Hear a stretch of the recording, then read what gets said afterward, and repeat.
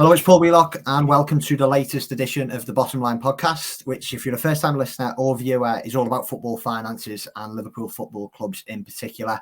More than often than not on this podcast, it's hosted by the Liverpool Echo's business and football reporter, Dave Powell, but we've swapped his seats today. We've got him in the guest chair, and later in the show, we'll be talking to him all about the Anfield Road stand development, an exclusive interview he recently carried out for the Echo, and news of a Premier League takeover.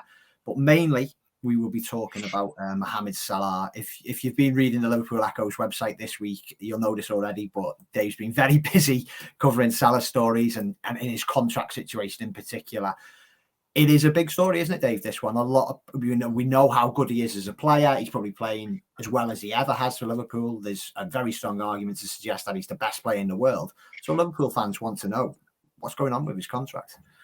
And that's just it, isn't it? He is probably raised himself up to that level of being in the conversation for being. He is probably at the moment arguably the best player in the world. And Liverpool is where he plays his football, and it's where the fans want to see him play his football for the foreseeable future. But obviously, it costs a lot of money to keep players like that tied into a football club, and obviously his form at the moment coinciding with the fact that his contract, his negotiations are such a hot topic, just means that it's the conversation's even more difficult, I suppose, and I suppose it's a case of Salah being able to hold a strong ground, I suppose, and be able to leverage his position. But ultimately, I think there's an agreement that between everyone that Salah looks like he's a player that wants to stay at Liverpool. For FSG and the ownership at Liverpool, it's a case of making sure the numbers are right and that they're agreeable to Salah without risking future growth and investment into the playing side at Liverpool. Obviously, that's a thorny issue at times, but I think, and I'd written about it previously this week, it kind of seems that negotiating with Salah and getting him on a longer term deal is almost the cheapest option that is available to FSG at the moment. When you consider he's already their player, he's already a well paid player, but they'd have to pay him some more money on top of that. But would it be cheaper to bring who replaces a player like Mohamed Salah? Kylian Mbappe. I mean, he's not on Salah's level this year. Haaland. Again, and the cost to bring in those players is astronomical. And I know Haaland's got a release clause next year, but imagine the clubs that are going to be vying for that kind of signature and the money that's going to be on the table. For Liverpool, I mean, from my own personal point of view, it feels like this is the best option for them, the cheapest, and in terms of making sure that they get the next 2 or 3 years out of the best player in the world at the moment, because you feel that if they don't get a deal over the line, you wonder whether they'll allow him to sit out and just tick that contract away, or whether they'll try and seek some kind of fee in the market next summer. So it's not just about you can have to take out of your mind the fact that he could be 34 when this deal expires. It's about making sure that they get the next 18 months, 2 years, 3 years out of him. Because you feel that if they don't, that his exit could be kind of expedited by what's going on. This rests with John W. Henry and FSG. They hold purse strings at Anfield, and Henry and his fellow co-owners, vastly experienced sports club and franchise owners. And I was reading one of your stories this week to prep for this pod, Dave, and it's not the first time he and FSG have been in this position.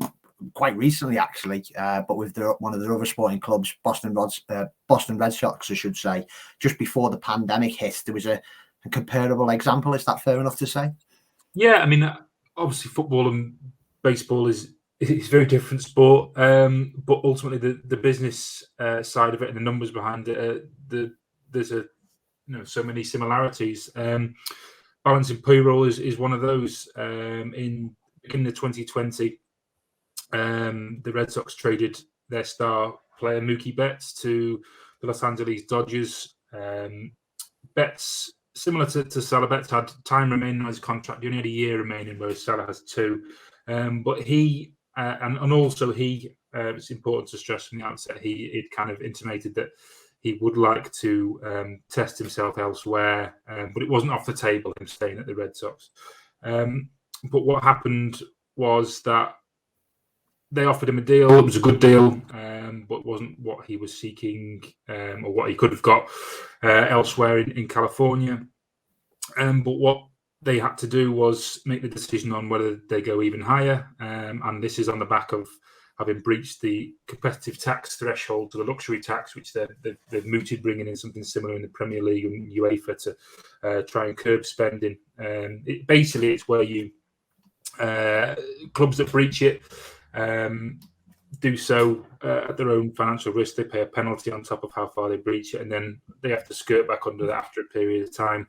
And after breaching it in 2018, they were kind of keen to get themselves back under that luxury tax threshold. So there was a John Henry comment in 2019 at the firing of the Red Sox general manager Dave Dombrowski, where he suggested that they needed to cut payroll, and everyone looked immediately towards what happens with Mookie Betts, because that seems like the most obvious way you cut payroll. And ultimately it transpired that Betts did leave for the Dodgers in early 2020. He was offered a new deal by the Red Sox, but opted to go elsewhere, largely because FSG felt they couldn't afford to lose him or let him wind down his contract and lose him for nothing in free agency the following year. So they decided to try and get some cash considerations back and some kind of draft picks in exchange for Betts, which they did. But competitively, it hurt them in a COVID-affected season. Admittedly, where the season was reduced, they were to use a word from a Boston journalist I was speaking to on this subject last year, they were deplorable, and they finished, I think, they were third or fourth worst record in the MLB, whereas Mookie Betts went on to win a World Series with the Dodgers. So it's it hurt them competitively. This season they've managed to rally slightly. They're still in the playoffs against all expectation, really. But yeah, there are similarities. I mean, FSG will be mindful. I mean, this was a big deal over in the States. I mean, John Henry doesn't speak to the media with much kind of regularity. When he does, it's usually to address something very serious. So the Red Sox fans were annoyed in 2019 because they didn't do a press conference to address the sacking of their general manager. So 3 weeks later, John Henry and the FSG major players make an appearance in front of the media, and they address that situation. Then in 2020, he comes out and speaks about Betts. Obviously, we've seen it earlier this year with the fact that he made his piece to camera on the European Super League. So it tells you it's only whenever there's an issue of real severity that causes real unrest amongst the fan base that he will come out and speak. So that transpired, and he kind of set out the reasons I mentioned before.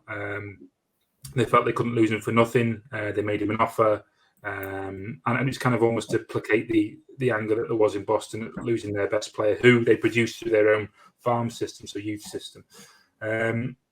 So yeah, it was a big issue in the States. It ran on for a while, and it has its similarities over here because there was the fan base which was desperate to keep Mookie Betts as part of the organisation. He was their star player. He was the one that they felt was the one that would be able to catapult them to another World Series, whereas Liverpool fans feel the same about Mo Salah do. Are they as chipper about their chances of Premier League or Champions League success if Mo Salah departs? Probably not, because who comes in that is better than Mo Salah without breaking the bank, which FSG notoriously don't do unless they have managed to underpin it through heavy sales like they did with Coutinho. So there are similarities. But the main difference here, I think, is that Salah seems like he is more open to staying, is keen to stay, would probably like to get something done.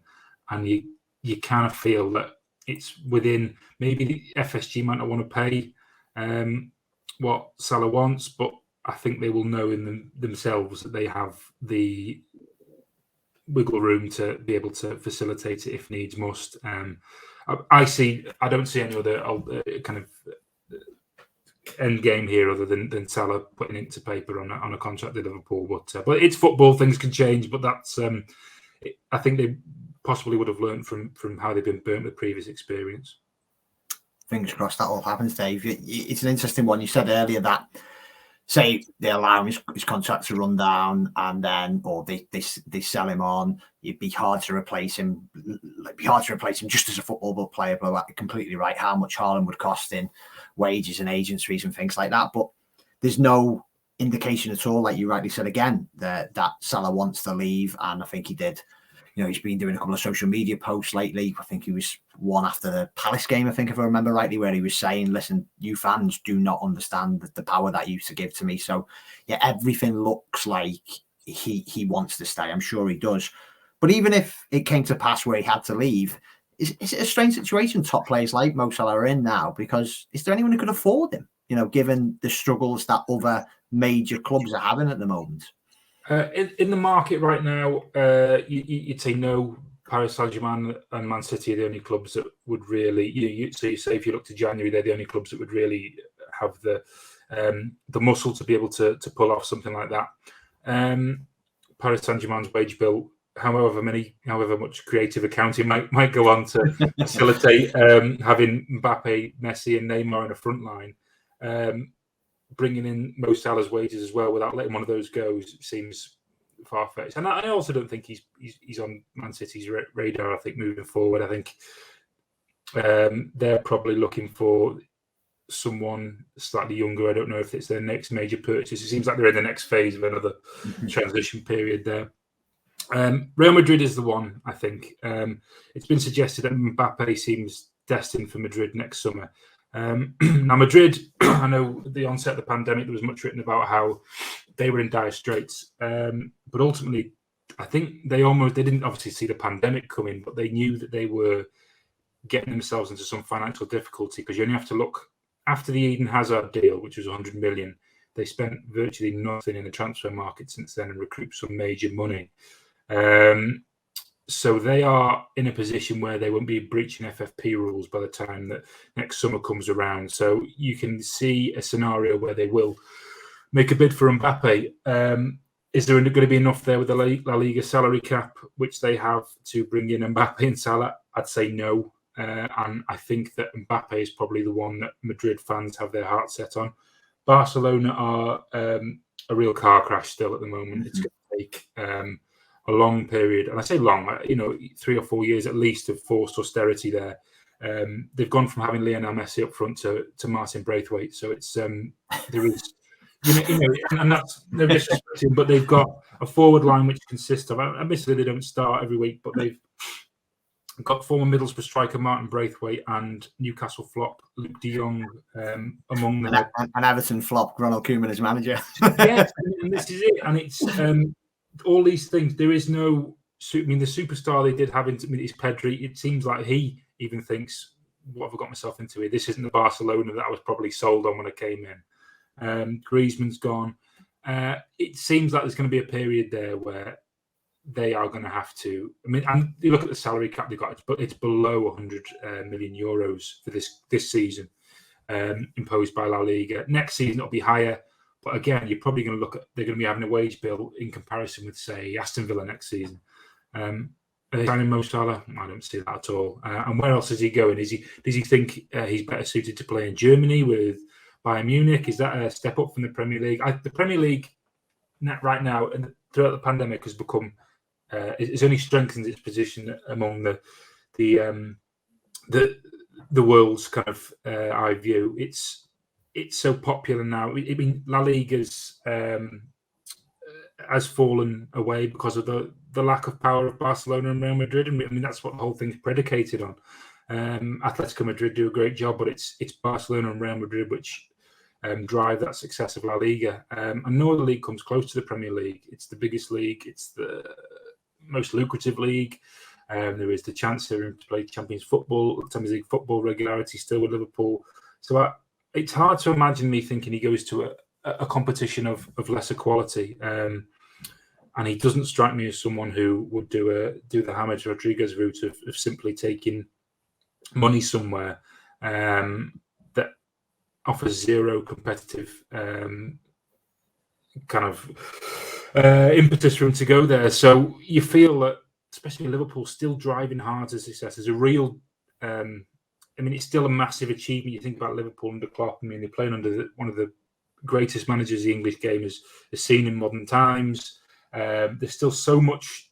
It's not like it almost becomes boring, that winning mentality, almost like with Guardiola at Barcelona. It felt like he wanted to win something somewhere else.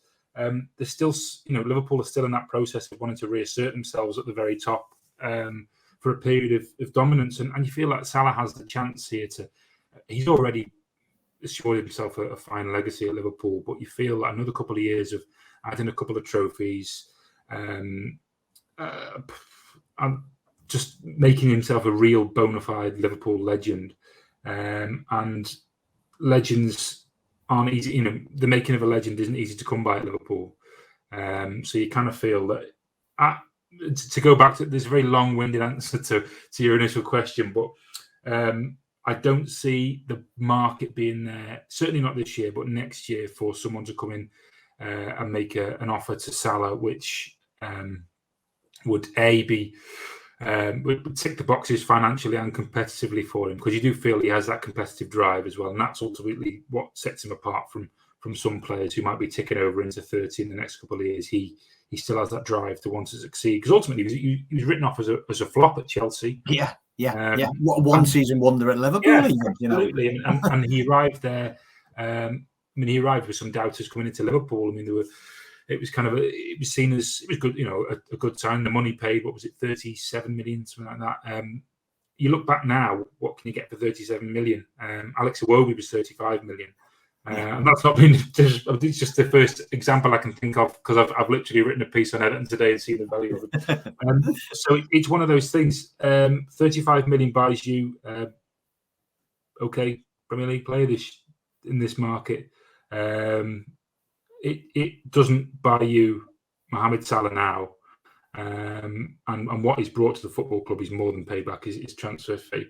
And you think about how little they spent on his fee in the first place, you kind of think maybe how much he's given, maybe he probably deserves to make back a little bit more of that through his wages. It's interesting what you were saying there. On one hand, Salah's got the power because, look what he's done over these past four to now 5 seasons at Liverpool. But then on the other hand, even if he did want to leave, which there's no indication he'd ever want to do that, there may not be that buy. It's not a buyer's market really at the moment. So that might be one of the reasons why there is a bit of an impasse, or hopefully this impasse will break through. But I think that's maybe one of the reasons that even though he's going into now his final 2 years of his contract on both sides, there's still a bit time for wriggle room kind of thing in terms of negotiations. Possibly. I think if this is a normal scenario and Real Madrid are active players in the market, I think the pressure is being put on to get this done. I think Real Madrid are already sniffing around. I think they're putting feelers out in the press. I think they're agitating. In the media. I think that happens. That's Real Madrid have long been, since for as long as I've been watching football, they've long been the dominant force in the transfer market, along with Barcelona. The Galacticos, everything comes back to this. They went for a period of moving away from the Galactico thing because it wasn't delivering the guaranteed success they were hoping for. And they went to a more kind of holistic approach of bringing through players. But now you kind of feel that emerging from all of this and wanting to reassert their dominance again, you kind of feel they'll be looking for a marquee signing next summer. But if they were active in this current market, I think this process might have been expedited, and I think we might have seen it tied up in one way or another, either him staying or leaving by now. I think I've mentioned this before. I think if Liverpool didn't think they were going to keep him and he was going to, and they weren't getting the inkling that he was going to sign a new deal, I think they may have put some feelers out this past summer with his value high, or as high as it's going to be. I think they have some confidence inside the club that they're going to get this done eventually. And as you alluded to there, probably as they've afforded themselves a little bit more time to think over things, maybe structure a deal slightly differently, that buys them that time that they may not have had if say Real Madrid and Barcelona were in the market, ready to spirit away someone like Salah, like Barcelona did with Coutinho. They came in, offered sums that they would love to have now, just to meet their own payroll obligations. But it's one of those things. Liverpool have probably from Liverpool's point of view, I think this has arrived. All these things have arrived. It's kind of a perfect storm for them to get this Salah deal done.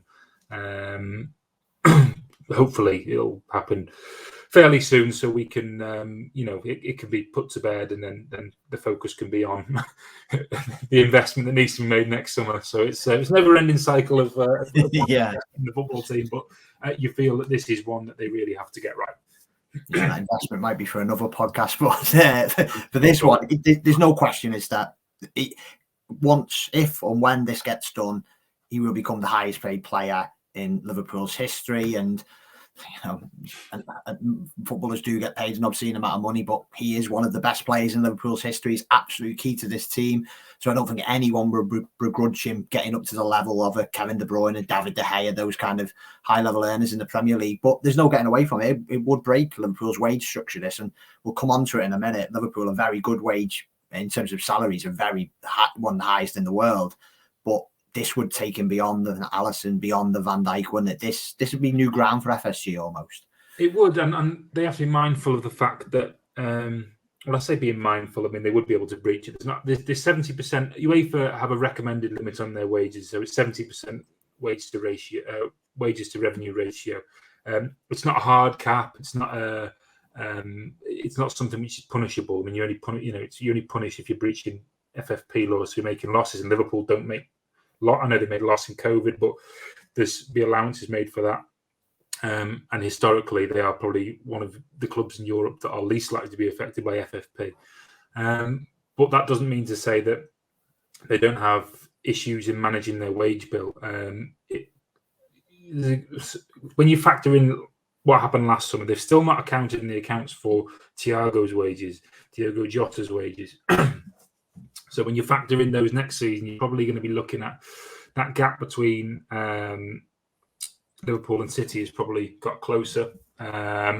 United may well leapfrog that with the huge sums they've paid this summer in terms of bringing in Ronaldo and Jadon Sancho, etc. So, but Liverpool are probably going to breach that 70%, which will start creating, I suppose, a little bit of squeaky bum time at FSG. That they'll probably have to start thinking, we don't want to be going too far above this. But ultimately, once they do that, they're going to have to also add to the wage bill lightly next summer by bringing in players to address some deficiencies in the squad. And I suppose they're going to have the problem they had this summer, where you don't feel that there's the fringe players there now to move on who will make a significant difference to pulling that down, because the beauty of Liverpool's success, I suppose, has been the fact that they've had so many contributors to it who are all paid well. It's not there's no one person the whole thing's hinged upon who is king and demands all the money. But you feel like,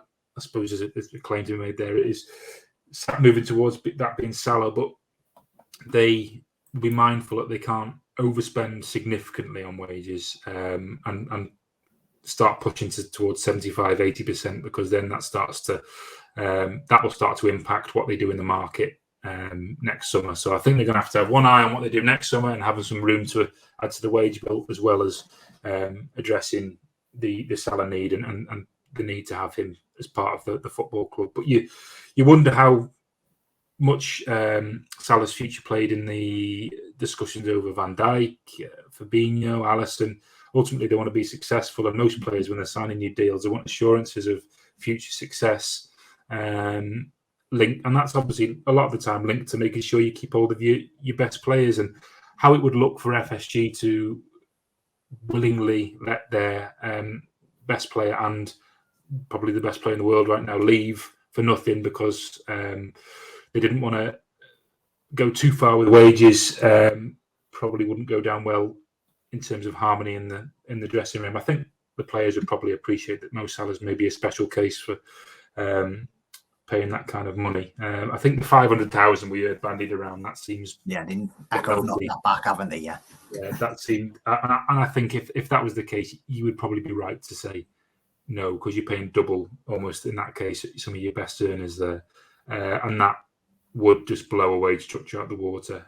Depends how you structure this wage deal. I mean, it could be done through incentive, it could be heavily incentivized, which FSG do. Maybe there's a major bonus for reaching 25 goals in a season. I don't know, Champions League bonuses, etc., etc. There's 1,000,001 ways you can make a deal lucrative. It doesn't just have to be through how much you get paid per week. But yeah, it's one of those things that FSG be mindful of not blowing the wage structure out the water, but also realising they need to make it bend to get this done. And to be fair to FSG, I know in the summer on this podcast, on other Blood Red podcasts, fans were talking about it all summer. Why aren't they spending money? And again, every credit to Jurgen Klopp. Compared to some of his rivals, he hasn't strengthened his squad that much, apart from the signing of Konate, and it doesn't look like it's impacted things at all. But FSG do spend on wages, don't they? I know you've done stories recently. It's right there. Is it something like £325 million now? The payroll, second only to Manchester City. Yes, that's probably pushing on towards the 350 million mark once you account for new contract renewals and Thiago and Diogo Jota and players who've arrived over the past 12 months. So yeah, you're probably pushing towards that now, maybe 340-ish. So it's, yeah, but in baseball, they've also been historically high spenders. I think they have the third highest wage bill in the MLB. So it's one of those things where there are, they will point to that and look, we invest in wages. They are an organisation that weights contracts heavily in terms of success. So contracts are heavily incentivized. So you look at the rise in that wage bill through the past couple of years has been largely attributed to bonus payments made to players through winning the Premier League, the Champions League. Maybe that might decrease slightly, obviously, in the next accounts.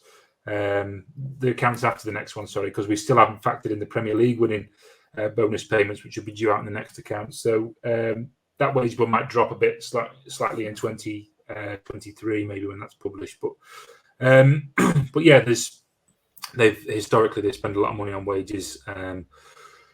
Less so on transfer spending, acquiring talent at a high watermark. It's usually been like the likes of Konate. It's players who they feel have got a ceiling for growth, like they did with Salah.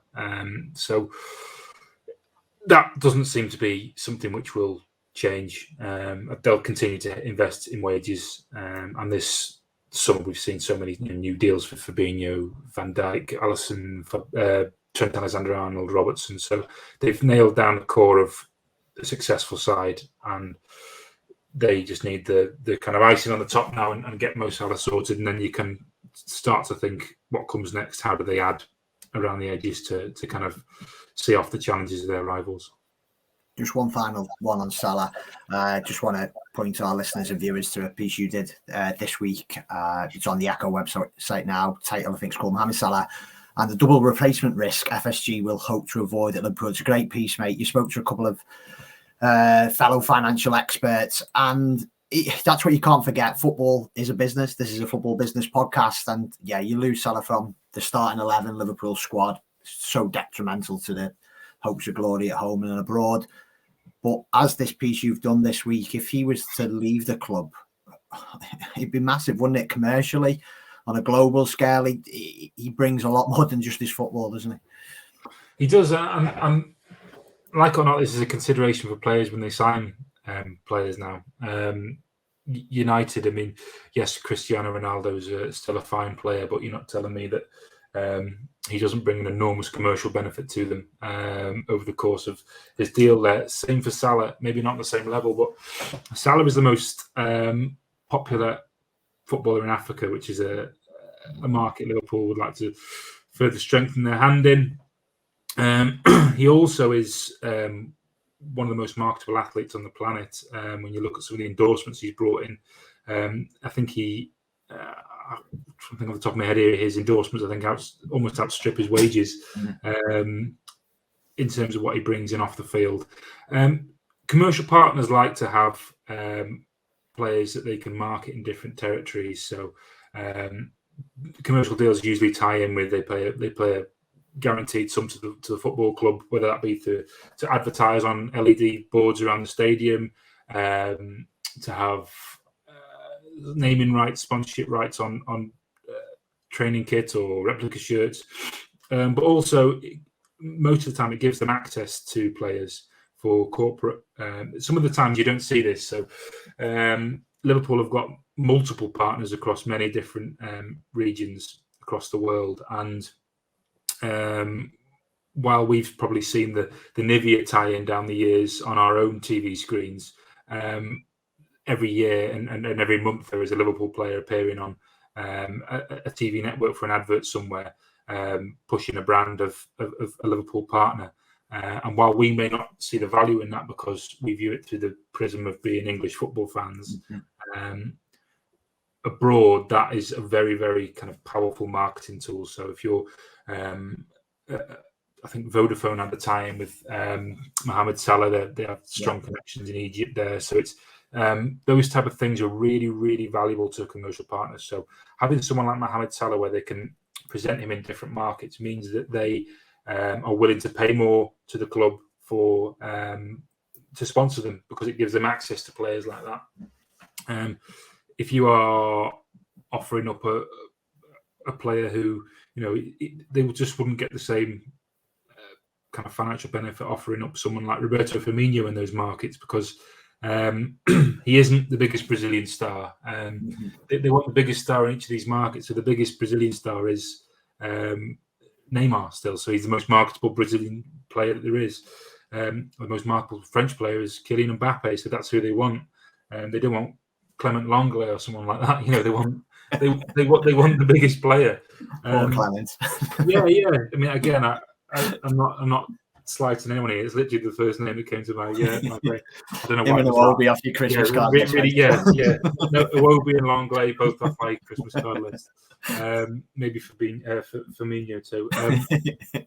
But yeah, it's. I mean, possible difference with Takumi Minamino, because Japanese commercially Minamino is a big deal in Japan. Still, I know he hasn't hit the heights at Liverpool, but someone like that. So there are these. Clubs don't sign players based on what they can bring commercial. Really, there is usually the competitive element drives that forward. Certainly, more often than not in English football, it's different. Maybe if you are in an emerging market and you think that if you are, say, I don't know, maybe the example of Rodriguez at Al Rayyan. I mean, they're already a popular club, but you are signing Rodriguez to say, look, we have James Rodriguez. Whether or not they win the Qatari Championship is maybe an irrelevance. They want to show the world that you understand who this name is now because we've signed this player. There's an element of that, but I think Liverpool, commercially brings in, he aids deals, and certainly enables those behind the scenes commercially to raise the values of those deals, because he's so marketable, because he is the biggest player in Africa, and Africa's a vast continent of many countries, and he's also it's quite a powerful tool to have someone so prominent in the Muslim community as well.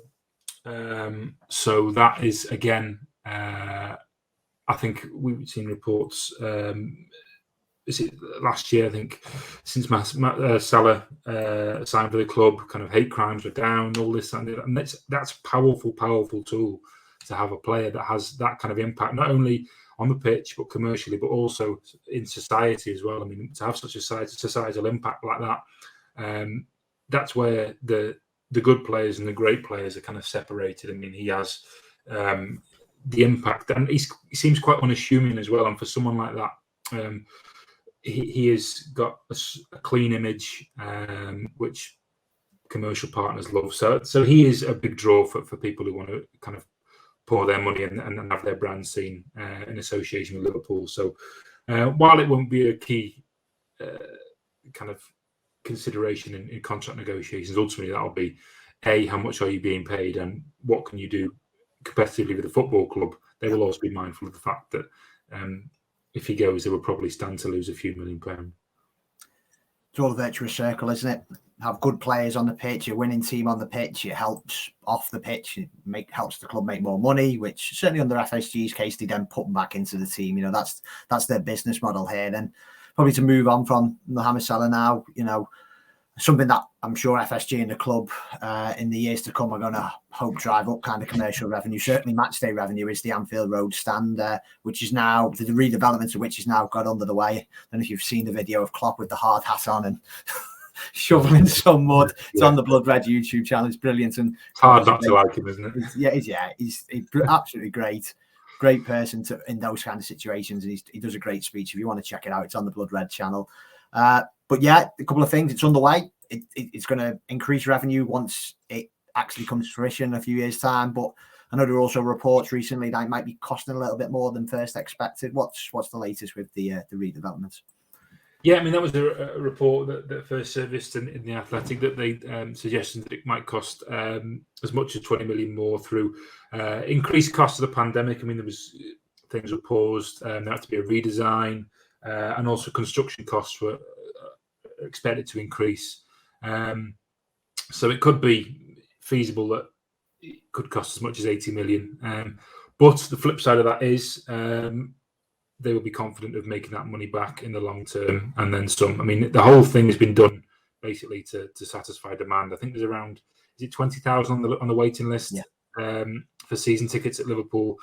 They can sell Anfield out 2 or 3 times over without any issues. So satisfying that demand, if it were FSG, I'm sure they'd love to have a 120,000 seater stadium that can just house these fans, and it's almost like a license to print money. But there is only so much you can do in the confines of Anfield, and they're maximising that, really. I mean, the main stand redevelopment has been key for them. It's helped drive up revenues considerably through the extra 8,000 capacity, and also the increased corporate hospitality. I mean, I've only been seen the corporate hospitality once, and it was remarkable. You know, it's quite something. I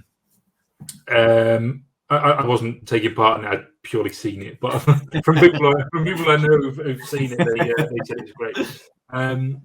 But yeah, this is going to be an extra. Is it 7,000 seats? I think for Anfield Road, and that's going to service a big chunk of demand there, and it's also going to raise revenues up. At the moment, I think it's best to ignore the pandemic situation in terms of matchday revenue, because obviously next year's matchday revenue is going to be about £2 million because of the pandemic. So it's a complete irrelevance to kind of talk about that, and the reasons behind that are well known.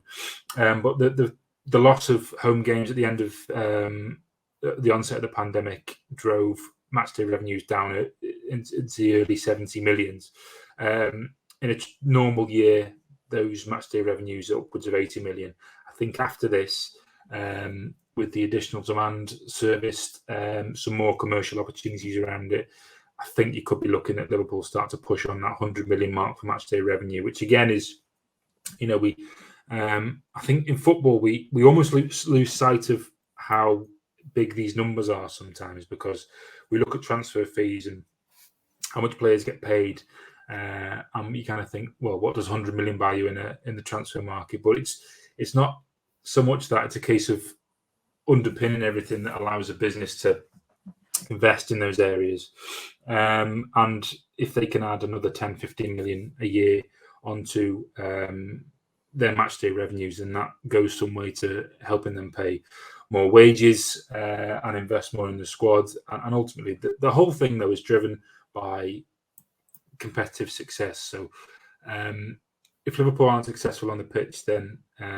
everything else doesn't happen. And that's the tough spot FSG find themselves in, because they're going to, you need to invest in what goes on the pitch to be successful, and it's going to come a point very soon where people ask the question, are you really investing enough to make sure that happens? Salah being an obvious one, but then there also is the need to invest in infrastructure to allow everything else to function and underpin that kind of investment. So it's a difficult one, but I think the Anfield Road one is an important development for them. Also, it allows them to host about 5 non-football events a year on the Anfield pitch, which can be quite lucrative. I think through Tottenham, it's cancelled last year, but I think Tottenham last year were hoping to bring in over 10 million from the Anthony Joshua fight, which was obviously happened recently,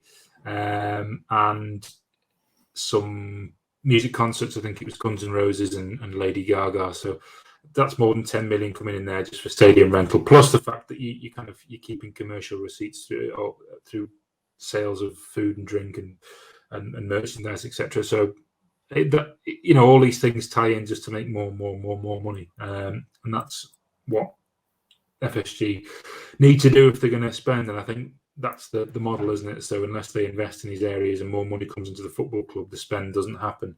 And at the moment, you feel like they're going to need to bring in more money from somewhere, because it's hard to see where the next big sale comes from to kind of underpin that heavy investment that's probably going to be needed next summer in the squad to bring in a couple of big players that's going to require them to kick on.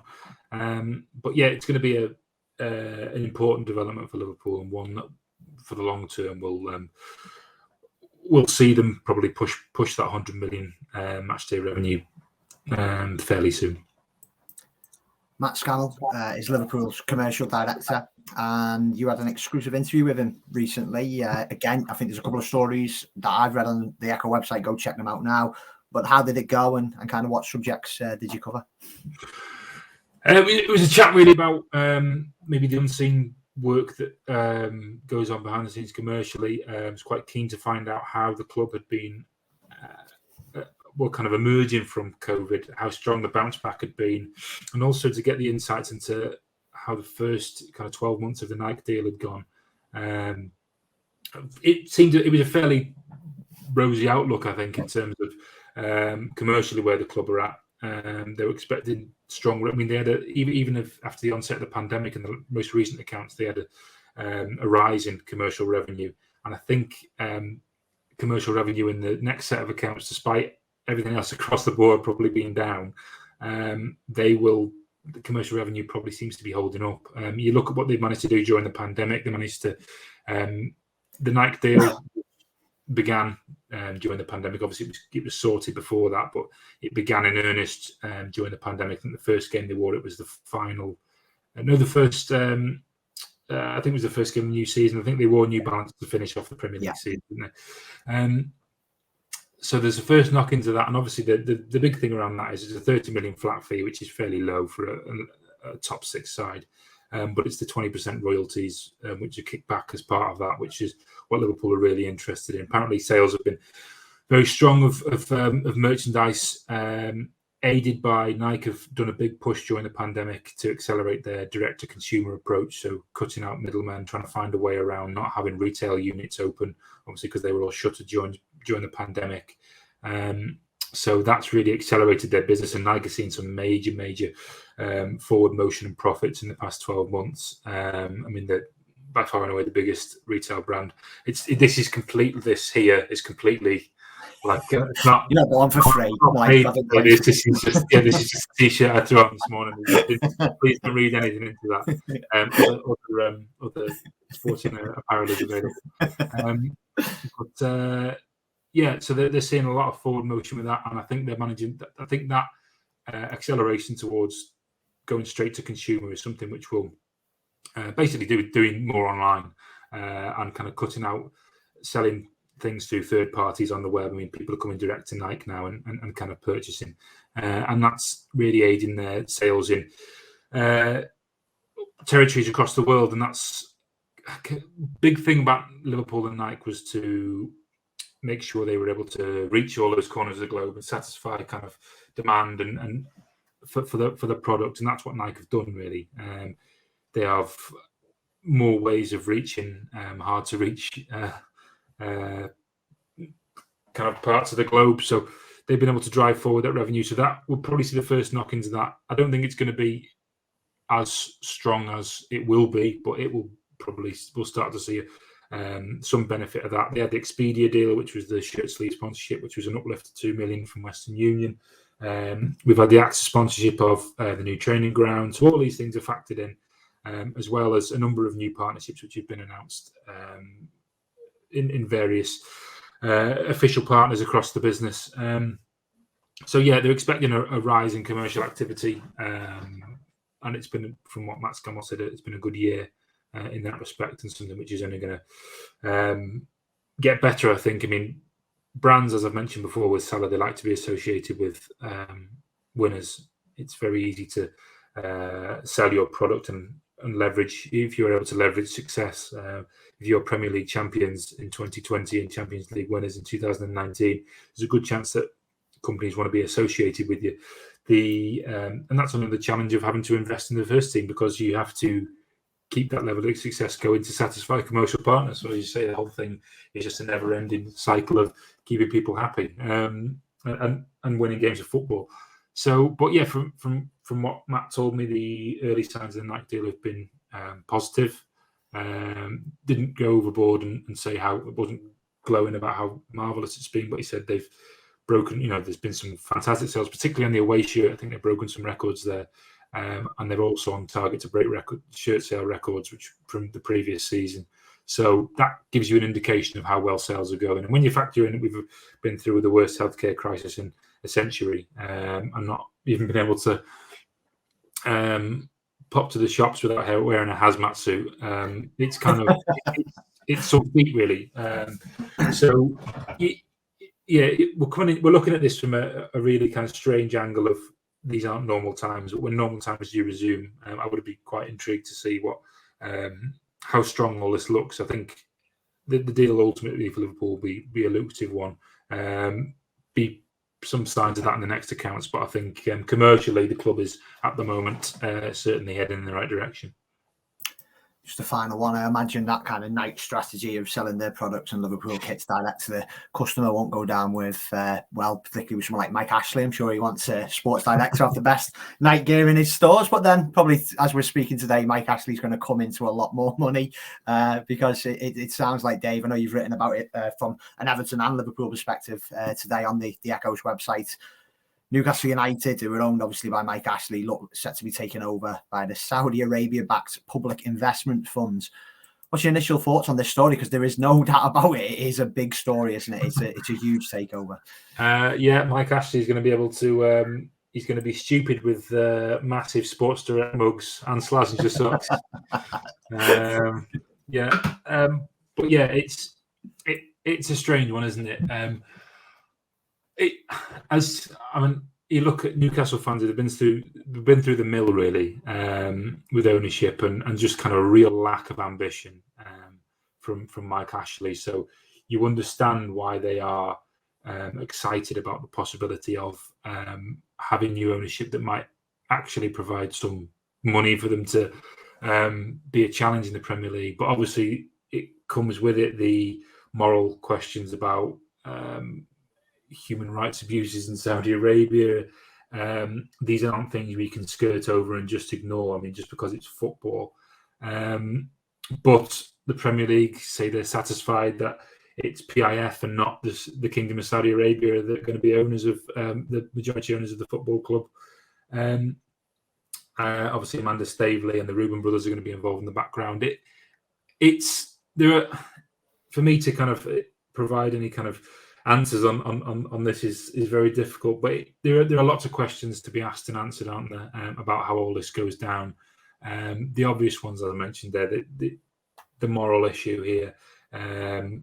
How does that play? How does that wash with the Premier League and its worldview?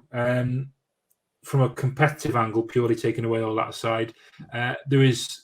I've seen a few things, social media posts kind of, I think TalkSport did one in 10 years, where will Newcastle United be?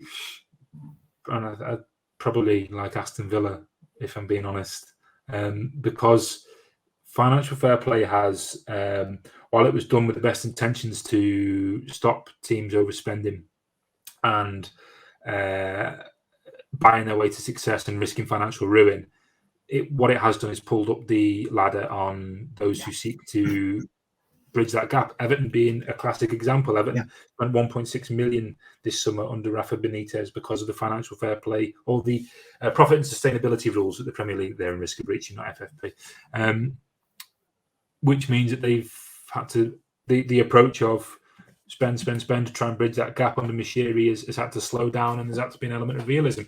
Hence the reason why they've probably gone for Benitez, because they think he was the best man to kind of deliver that kind of, or at least maintain that where they were without losing ground during a difficult time of kind of some austerity. So that's going to be no different to Newcastle. I mean, Everton have made heavy losses the past 3 years.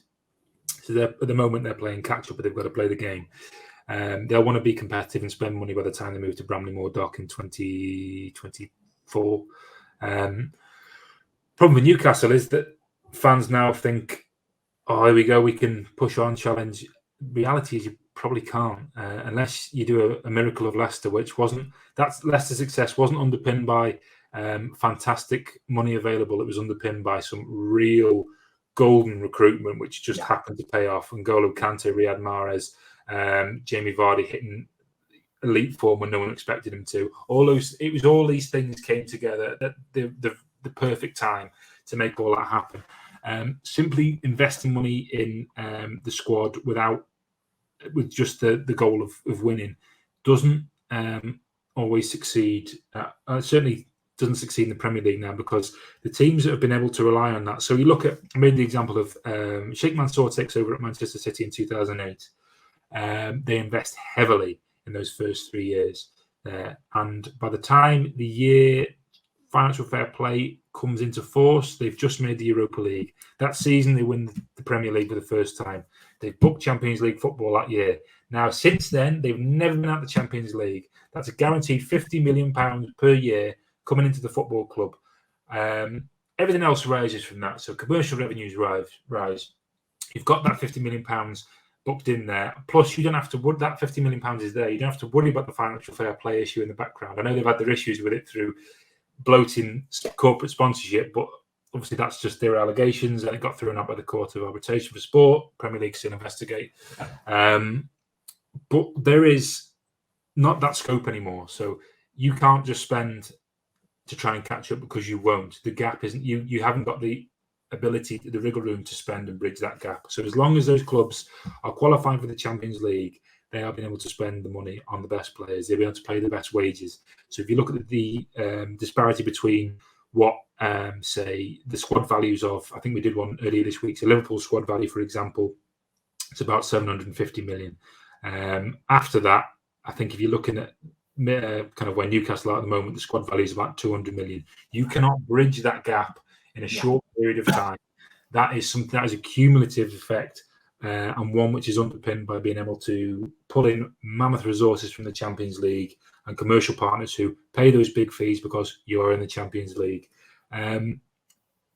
You look at Newcastle, you kind of think that they just want to be competitive. So maybe the success for Newcastle fans is winning an FA Cup, which is absolutely that's well within the remit, and qualifying through Europe through that.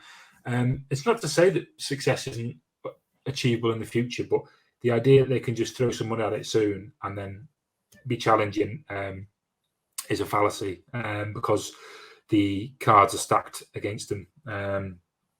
And I don't think Liverpool will be unduly worried about new money on the scene, just as they probably weren't unduly worried about Everton being new money when that happened. I think there's the realization that these teams have to do so much to catch up, and the amount of wriggle room that the likes of the top 4, 5, 6 teams in the Premier League have with regards to FFP is massive compared to the rest of them, because everything else outstrips what these other clubs do, so commercial revenue, etc. And Newcastle, as Man City and PSG have found out, they can't just, there are guardrails in place around bloating corporate sponsorships to try and bring in some more money to the club. So it's not going to be a quick fix, but maybe if they invest in the infrastructure and they get their recruitment right and they get the right manager right, maybe they can be competitive. But if it's just about throwing money at the issue and thinking they're going to spend, then that ship has already sailed. Time will tell. Dave, thanks very much, mate, as always, for either guesting or hosting on your podcast. It's been a really interesting listening to you, mate, and we will be back soon. Thanks, Paul.